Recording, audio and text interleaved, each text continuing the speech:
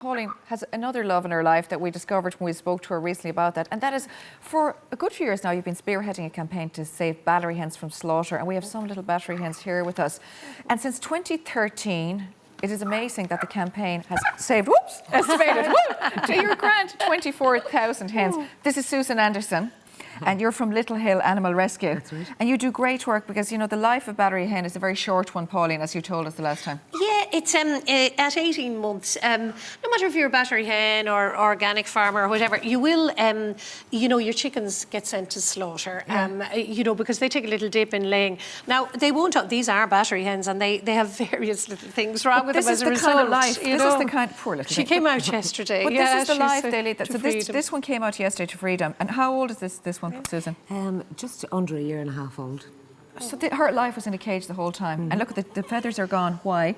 I think it's maybe stress. Stress, yeah. They do also molt every year as well. So well, not that much. But no, not that bad. We used to have hens, you know, and everyone they're great little personalities. Yeah. Do you know, that's the wonderful thing about it. We've been around the country rehoming them this weekend. Yes. 3,000 are out now.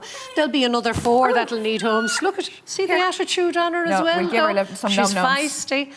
Oh, look at, there'll be war now. She'll want some as well. But anyway, we were sorry, around the country rehoming them, and it's brilliant seeing the people wanting. Oh, darling, sorry, she just wants food. Wanting them, and I was reminded of things like my grandparents kept hens, you know, and everybody coming to get theirs now to rescue them. It's wonderful because, you know, they'll know where their eggs are coming from. No, there is a charge of €5 because we drive them all around. And if you check the Little Hill site on Facebook, you'll see where all the drops are going to be over the next few weekends. And there are so many thousands, like these little mites, who need a home. Now, if I can turn this lady around, you'll see that she was debeaked. Yes, this is actually very sad. And you'll see her if you can get a little shot on her beak up close, you'll see that it's all wonky because, you know, because they'll be put into cages and squashed up together. They're debeaked in case, well, it's supposed to be so they won't be pecking one another, but they do because, of course, they're too close to one another in their cages. But she's fine. She's ready to live a good life elsewhere. People looking now would say, you know what, if I'm thinking of getting some chickens, I have a tiny little bit of land or whatever, you might think, will these guys ever be able to get back into chicken society and live? They're great. They actually adopt, don't they, really well? There's one little girl in there. We have a little one here. Can I turn this around? Sure. Yeah, the wheelchair. Oh, yeah, they're more chubby. She's been out of her cage for like 3 or 4 years now, and she's magnificent. She's fully feathered. Yeah. And look how chilled she is now. We're showing her backwards. So chilled. Yeah. Hello. Do you know what we were all around? Take her out? Yeah. We were all around the country at the weekend in various van loads, you know, doing our drops and people getting their hens.